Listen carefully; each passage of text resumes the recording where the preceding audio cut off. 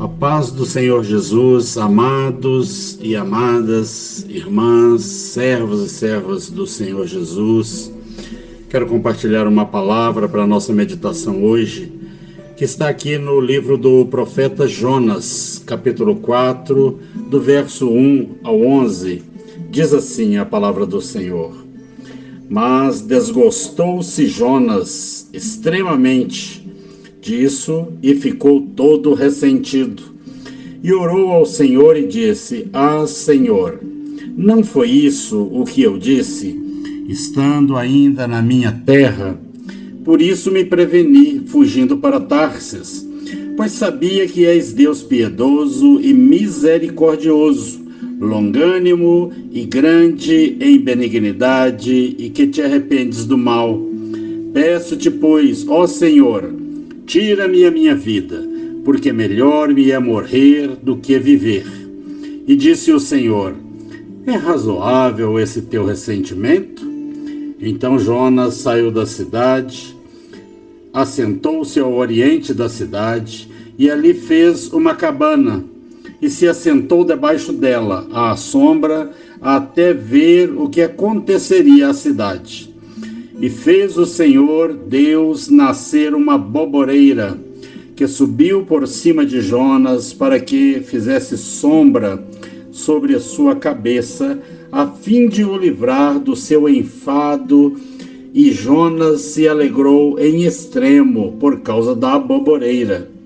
Mas Deus enviou um bicho no dia seguinte, ao subir da alva, o qual feriu a boboreira, e esta se secou. E aconteceu que, aparecendo o sol, Deus mandou um vento calmoso oriental, e o sol feriu a cabeça de Jonas, e ele desmaiou, e desejou com toda a sua alma morrer, dizendo: melhor me é morrer do que viver. Então disse Deus a Jonas: é acaso razoável que assim te enfades por causa da boboreira?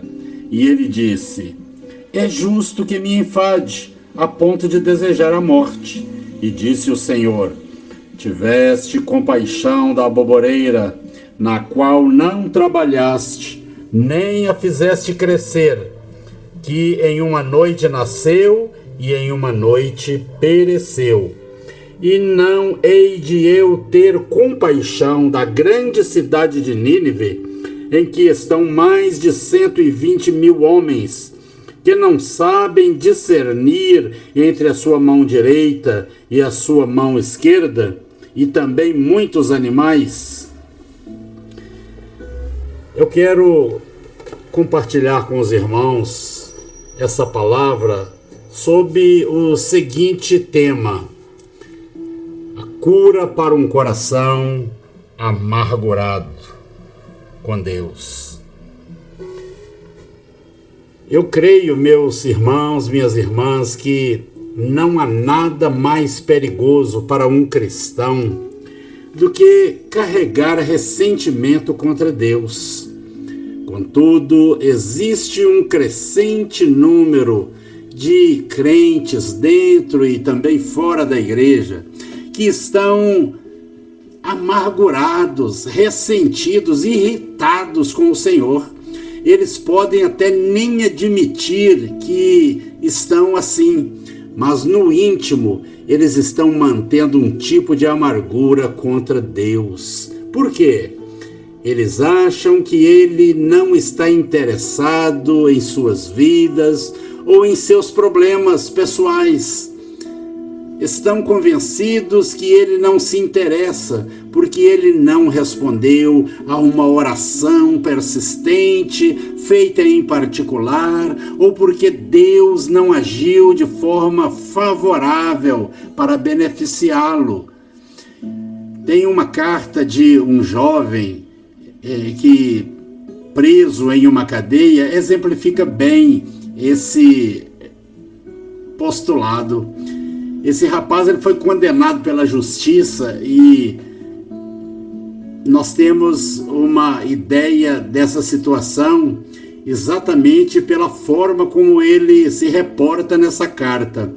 ele foi no passado um cristão consagrado a Deus, mas agora que ele está preso, ele diz que ele está com muita raiva de Deus. E ele diz assim na sua carta: eu estou enfiado em um buraco no meio do inferno e creio que Deus vai me deixar aqui. Houve uma época quando eu quis seguir a Cristo de todo o meu coração, mas havia um pecado que me oprimia, um pecado sexual. Eu tentava me arrepender, mas isso nunca deu certo. Eu lia minha Bíblia, estudava e orava, mas não adiantava. O meu pecado sempre era quem me subjugava, quem me comandava. Agora eu estou preso em uma cadeia por muito tempo devido ao domínio desse pecado na minha vida. Eu desisti da luta espiritual. Parece que não adianta mais me esforçar. Deus me livrou das drogas e do álcool quando eu era ainda um novo convertido. Mas por que Ele não levou a minha luxúria sexual também? Todas as páginas da carta desse moço eram cheias de amargura contra Deus. Ele havia permitido que o seu ressentimento se transformasse em uma ira e uma raiva totalmente exposta contra o Senhor.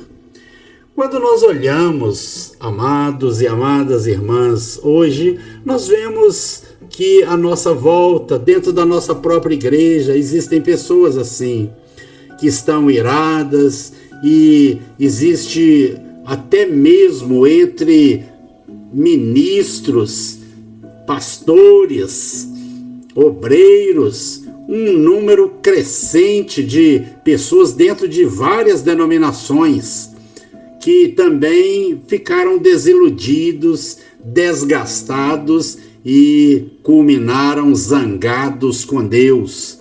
E agora estão abandonando seus chamados, seus ministérios.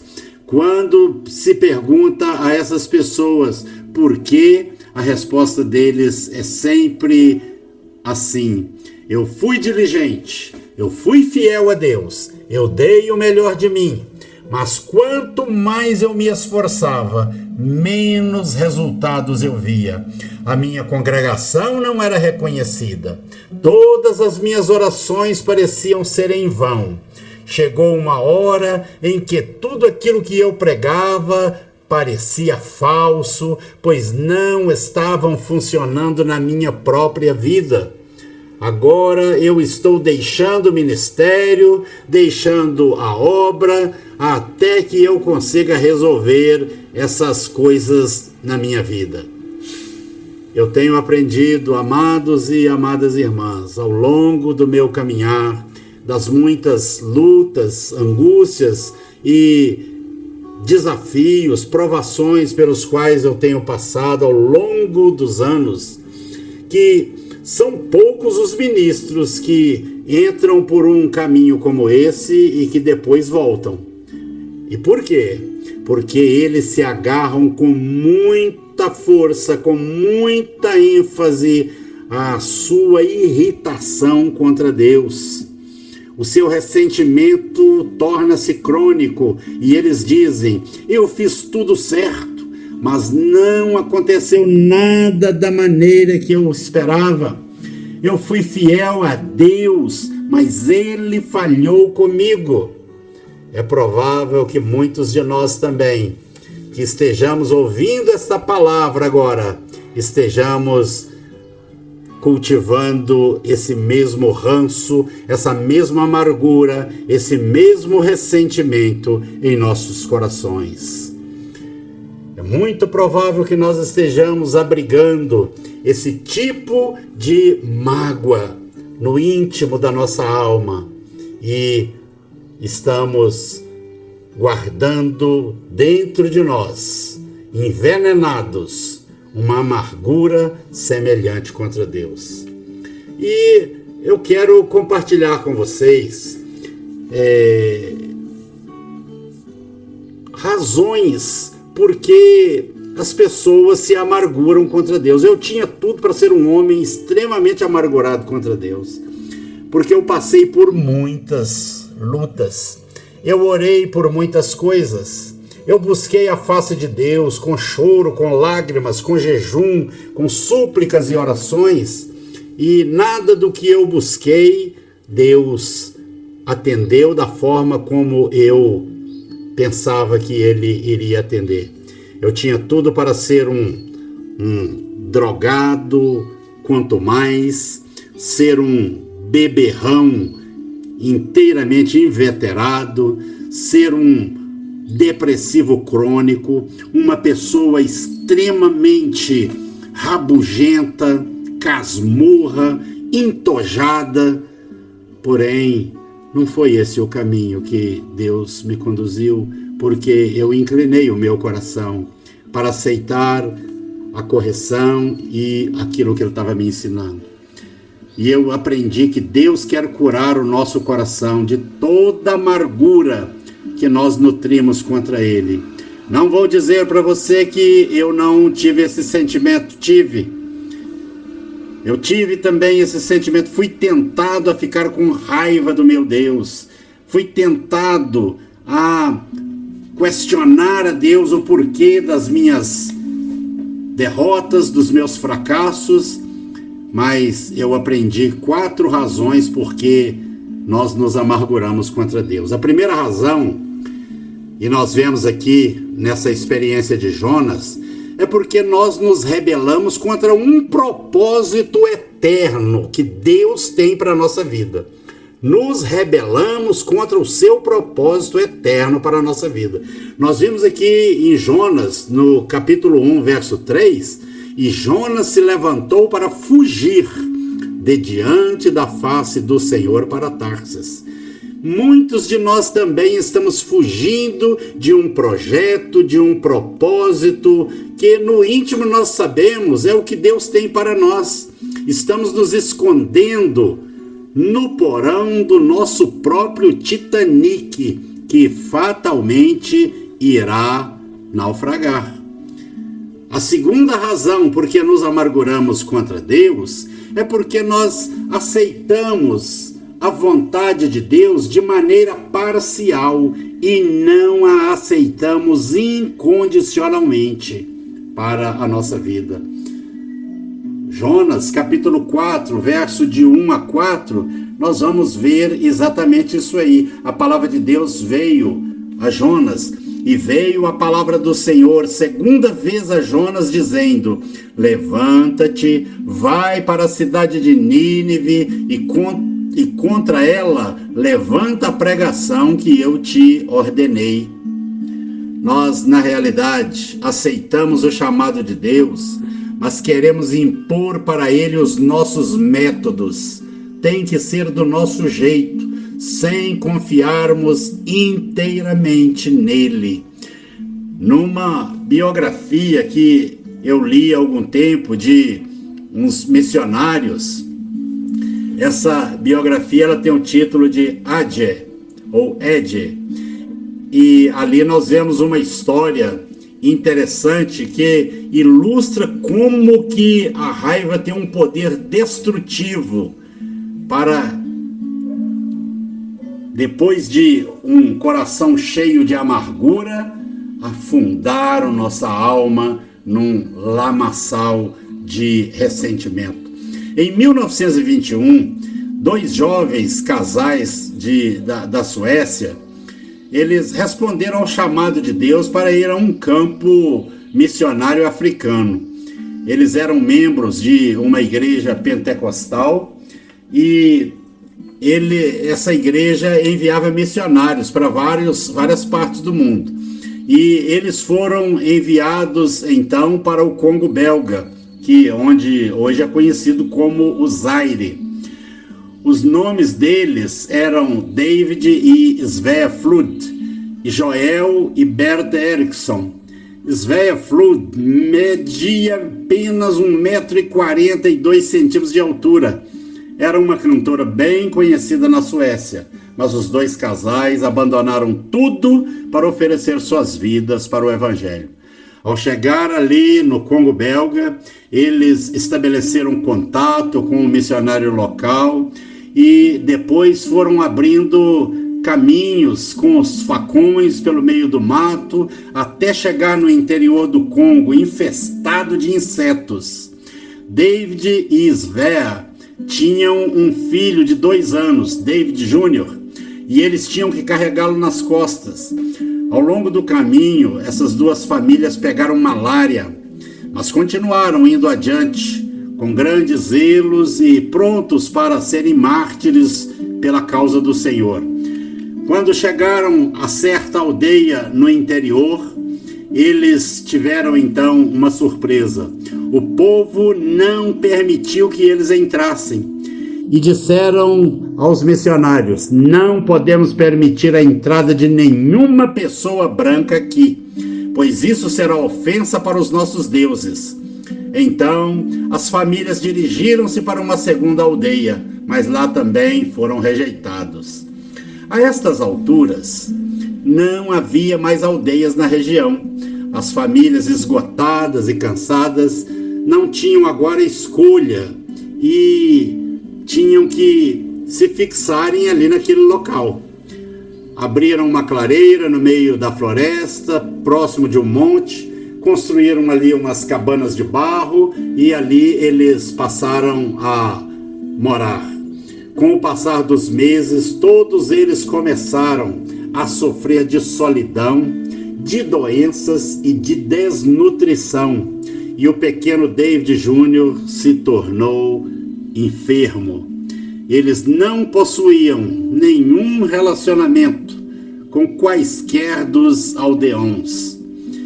Finalmente, depois de alguns meses, Joel e Berta Erickson, eles resolveram voltar para o posto missionário e insistiram para a família Flood, para que voltassem também com eles, mas Svea não podia viajar, pois havia ficado grávida recentemente naquele local.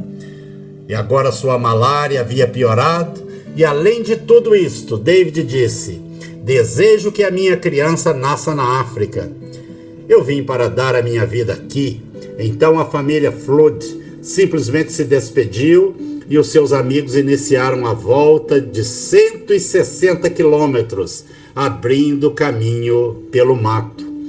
Durante vários meses, essa família que ali ficou estava com muita febre e suportando delírios. Durante todo aquele tempo, eles finalmente conseguiu ministrar a um garotinho que sempre vinha vê-los da aldeia. E eles falavam então de Jesus para ele, e esse menino foi o único convertido que essa família Flood conseguiu. Com o tempo, a malária e essa enfermidade que acometeu essa família se agravou tanto que a esposa, teve que ficar acamada. Chegou o tempo para nascer a criança. Ela deu à luz a uma criança, uma menina saudável. Mas em uma semana a mãe faleceu. Em seus últimos momentos, ela falou com David: deu o nome de Aina para nossa filha. E então ela morreu. David Flood foi profundamente abalado pela morte da sua esposa. Reunindo todas as suas forças, ele pegou uma caixa de madeira, fez um caixão para sepultar a sua esposa. E ali ele a enterrou nas encostas de uma montanha. E colocando-se ali ao lado da sepultura dela, ele olhou para o seu menino ao lado dele, aí ouviu o choro de sua filha recém-nascida na cabana de barro. E de repente a amargura encheu o seu coração. Uma ira cresceu dentro dele e ele não conseguia controlar. Ele entrou em fúria gritando: por que o Senhor permitiu isso, Deus? Nós viemos aqui para dar as nossas vidas. A minha esposa era tão bonita, tão talentosa, e aqui agora ela está morta com 27 anos de idade. Agora tenho um filho de 2 anos que eu mal posso cuidar, e ainda mais uma bebezinha. E depois de mais de um ano nesta selva, tudo que podemos mostrar como resultado é um garotinho aqui dessa aldeia que provavelmente nem entende o que nós temos falado com ele. O Senhor Deus falhou comigo. As nossas vidas foram desperdiçadas. E nessa ocasião, David Flood empregou alguns homens das tribos locais como guias para levá-los de volta ao posto missionário. E quando a família Erickson os viu, ele deixou escapar um raivoso e estrondoso ressentimento. Vou-me embora, não posso cuidar dessas crianças sozinho. Vou levar meu filho comigo de volta para a Suécia, mas vou deixar a minha filha aqui com vocês. E assim ele deixou Aina para que os Ericksons a criassem. Durante a viagem de volta para Estocolmo, David Flood ficou sobre o convés do navio, se agitando com Deus. Ele havia dito a todo mundo que estava indo à África para ser mártir, para ganhar as pessoas para Cristo, sem importar quais fossem os custos. E agora ele estava de volta como um homem derrotado e arrasado. Ele acreditava que havia sido fiel, mas que Deus o havia recompensado com total negligência. Quando chegou a Estocolmo, ele resolveu se dedicar aos negócios de importação para fazer fortuna. E ele previu a todos em torno dele para nunca mencionar o nome de Deus na sua presença. Quando isto acontecia, ele ficava furioso e as veias saltavam do seu pescoço. Com o tempo, ele começou a beber intensamente. Pouco tempo depois dele deixar a África, os seus amigos Ericksons faleceram de repente, possivelmente envenenados pelo chefe da tribo local. Então a pequena Aina foi entregue a um casal americano que cuidou dela. A família Berg levou Aina consigo para uma aldeia ao norte do Congo, e lá começaram a chamá-la de Ágia.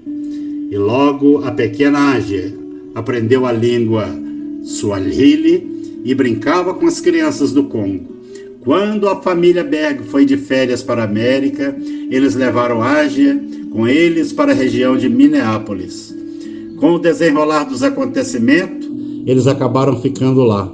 Ágia cresceu, casou-se com um homem chamado David Host, o qual mais tarde tornou-se diretor da Faculdade Bíblica do Noroeste, a Escola das Assembleias de Deus, na cidade de Minneapolis, nos Estados Unidos.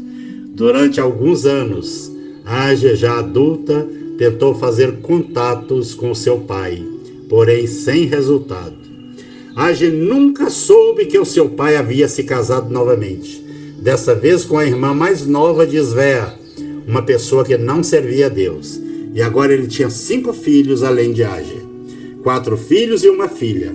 Nessa época, David Flood havia se tornado um alcoólatra crônico e com grave perda da visão. Durante 40 anos, Ágia tentou localizar o seu pai, mas as suas cartas nunca foram respondidas. Finalmente, a escola bíblica concedeu a ela e a seu marido passagens de ida e volta para a Suécia. Isso daria a ela a oportunidade de encontrar o seu pai pessoalmente. Após haverem cruzado o Atlântico, o casal passou um dia de parada temporária em Londres. Eles resolveram fazer uma caminhada. E então, andando, chegando a um grande auditório, entraram e ouviram um pregador negro testificando a respeito da grande obra que Deus estava fazendo no Zaire, o Congo belga. O coração de Ágia saltava. Após a reunião, ela se aproximou do pregador e perguntou: "O senhor alguma vez conheceu os missionários David e Svea Flood? Ele respondeu: sim. Eles me levaram ao Senhor quando eu era um garotinho. Eles tinham uma filha bebezinha, mas eu nunca soube o que sucedeu a ela. Age exclamou: eu sou a menina, eu sou Age, Aina. Quando o pregador ouviu isto, ele apertou as mãos de Age, abraçou-a e chorou de alegria. Age mal podia acreditar que este homem era o garotinho convertido a quem sua mãe havia ministrado. Ele havia crescido e se tornado um evangelista missionário para o seu próprio país, o qual agora incluía 110 mil cristãos, 32 postos missionários, várias escolas bíblicas e um hospital de 120 leitos. No dia seguinte, Age e Dever, seu esposo, partiram para Estocolmo. E a notícia de que eles estavam chegando já se espalhara. A essas alturas, Age sabia que tinha 4 irmãos e uma irmã. E, para sua surpresa, 3 dos seus irmãos foram saudá-la no hotel. Ela perguntou a eles: onde está David, o meu irmão mais velho? Eles disseram que é o seu irmão David Jr., um homem enrugado de cabelos grisalhos, igual ao seu pai, havia se tornado amargurado e quase destruiu a sua vida com o álcool. Quando Age perguntou a respeito de seu pai, os seus irmãos se ruborizaram com raiva. Todos eles o odiavam. Nenhum deles falavam com ele já há alguns anos. A irmã de Age também desprezava o seu pai, David Flood, mas prometeu ajudar Age a encontrá-lo. Então saíram de carro em direção a uma região empobrecida de Estocolmo, onde encontraram um edifício deteriorado. Quando bateram à porta, uma mulher as recebeu. Lá dentro, garrafas de bebidas alcoólicas estavam caídas por toda parte. E deitado sobre uma cama de vento, em um canto estava o seu pai, o antigo missionário David Flood. Ele agora tinha 73 anos de idade e sofria de diabetes. Ele também havia sofrido um derrame cerebral e tinha catarata em seus olhos. Age pulou para o seu lado gritando: papai, sou a sua filhinha, aquela que o Senhor deixou na África. O velho virou e olhou para ela. Lágrimas formaram-se em seus olhos. Ele respondeu: eu jamais desejei entregar você para os outros. Eu simplesmente não conseguia cuidar de vocês dois. Age respondeu: tudo bem, papai. Deus cuidou de mim. Subitamente o rosto de seu pai se cobriu de trevas. Deus não cuidou de você, ele vociferou. Ele arruinou com toda a nossa família. Ele nos levou para a África e a seguir nos atraiçoou. Não houve nenhum resultado do tempo que passamos lá. Foi um desperdício de nossas vidas. Age então contou-lhe a respeito do pregador negro que ela acabara de encontrar em Londres e de como o país havia sido evangelizado através dele. É tudo verdade, papai, ela dizia. Todo mundo está sabendo a respeito daquele garotinho que se converteu. A história chegou a todos os jornais. De repente, o Espírito Santo caiu sobre David Flood e ele se quebrantou. Lágrimas de dor e arrependimento desceram pelo seu rosto e Deus o restaurou. Pouco tempo após o encontro deles, David Flood morreu. E apesar de haver sido restaurado para o Senhor, ele deixou atrás dele apenas ruínas. Além de Age, o seu legado eram 5 filhos, nenhum deles salvos, e todos tragicamente amargurados. Age escreveu toda a história. No entanto, enquanto trabalhava nisto, ela desenvolveu câncer. Logo após haver terminado seus escritos, ela partiu para estar com o Senhor.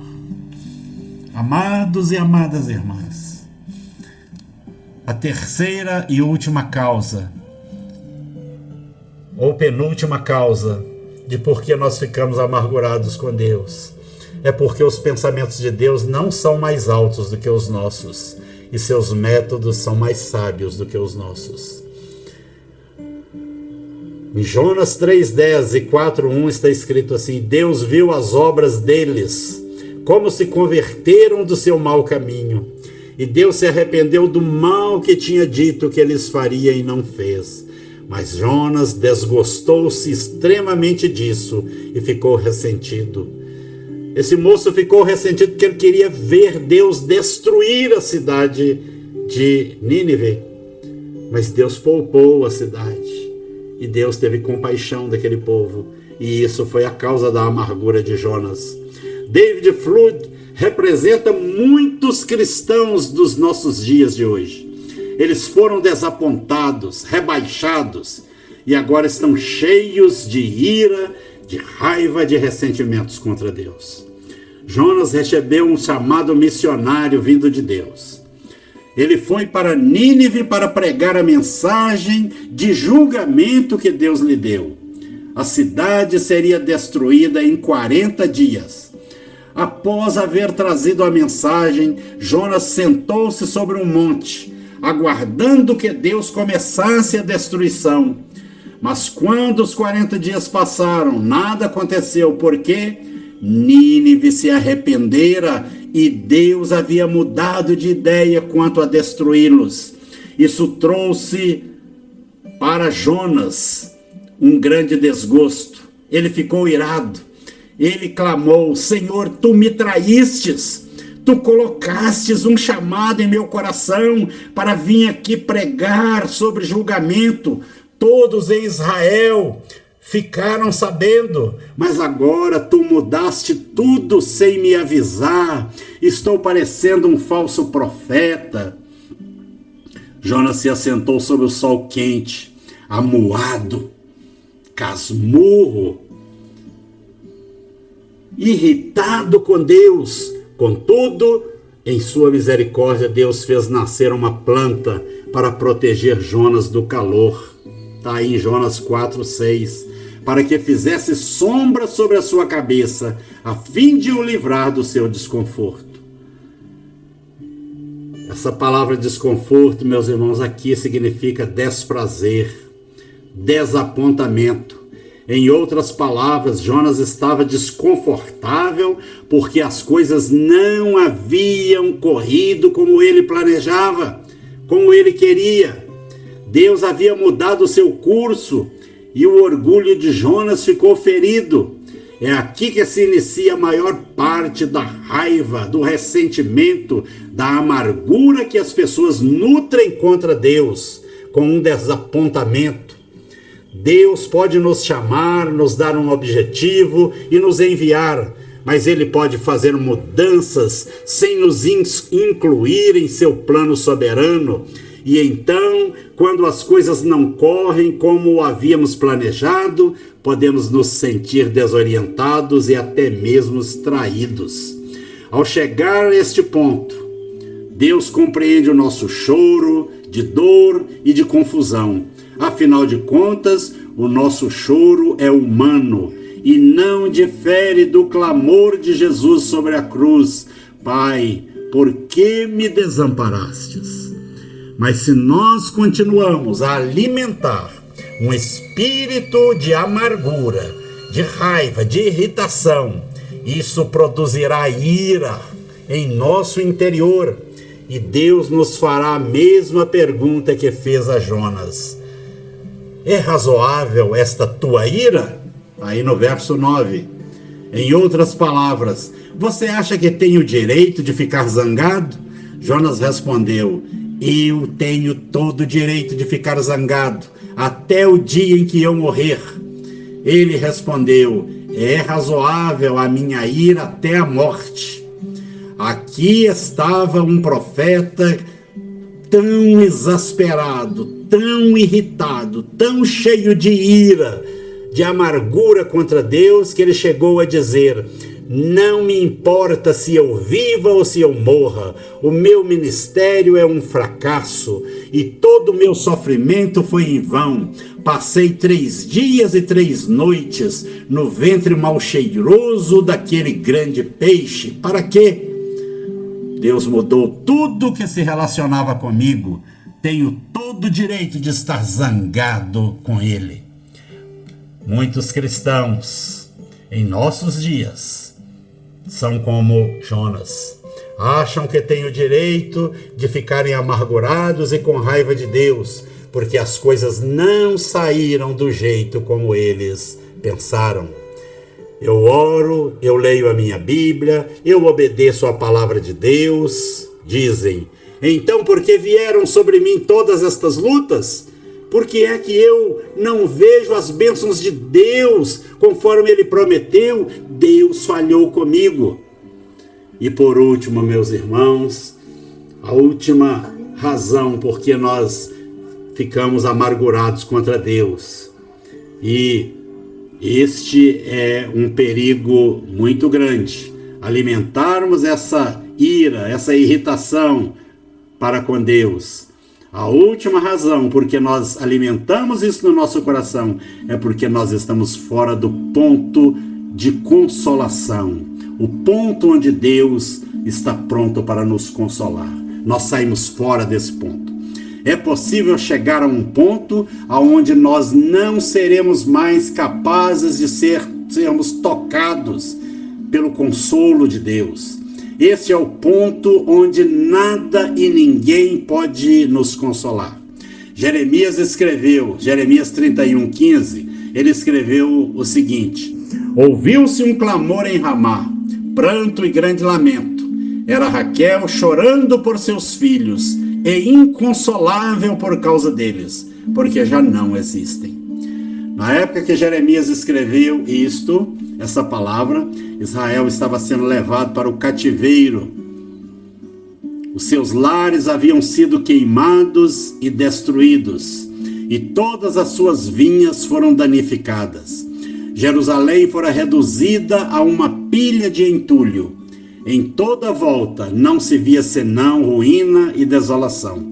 Então Jeremias usou Raquel, uma ancestral de Israel, como sendo aquele personagem em prantos, tão perturbada por ver os seus filhos sendo levados, que nada poderia lhe confortar. Em essência, Jeremias estava dizendo que estes israelitas que se lamentavam haviam se aprofundado na amargura com tamanha profundidade que eles estavam além do limite de qualquer consolo que Deus pudesse lhes dar. Jeremias não os podia confortar, não adiantava nem tentar falar com eles. Em suas mentes, Deus havia permitido que o cativeiro os vencesse, e eles tinham o direito de se amargurarem contra ele. Não é assim que acontece com muitos de nós hoje, com muitos crentes, muitas famílias, muitos ministros, muitos obreiros. Contudo, o perigo, meus irmãos, está aqui. Quando nós armazenamos as nossas inquirições, os nossos questionamentos, as nossas queixas, por muito tempo, elas se transformam em amargura crônica. Aí, essa amargura e esse ressentimento, ele se aprofunda de tal forma que nós não nos dispomos a receber qualquer consolo, mesmo vindo das mãos amorosas de Deus. E finalmente, a nossa amargura se transforma em raiva, e nós ficamos com raiva de Deus, como foi o caso de David Flood. Ao chegar a este ponto, nós não damos mais ouvidos à reprovação. A palavra de Deus não tem mais efeito sobre nós. E ninguém, nenhum amigo, pastor, esposa ou esposo pode nos alcançar. Nós bloqueamos toda a assistência e insistência do Espírito Santo. Nós concluímos então, amados e amadas irmãs, que para aqueles que admitem estar próximos ou mesmo que já passaram do ponto de recusa de consolação, existe boas notícias para nós.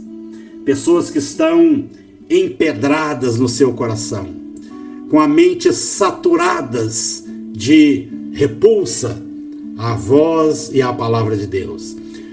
Há esperança, há boas notícias para essas pessoas, porque a palavra de Deus diz que há esperança. Assim diz o Senhor, está escrito em Jeremias 31:16. Assim diz o Senhor: reprime a tua voz de choro e as lágrimas de teus olhos, porque há recompensa para as tuas obras. Diz o Senhor, pois os teus filhos voltarão da terra do inimigo.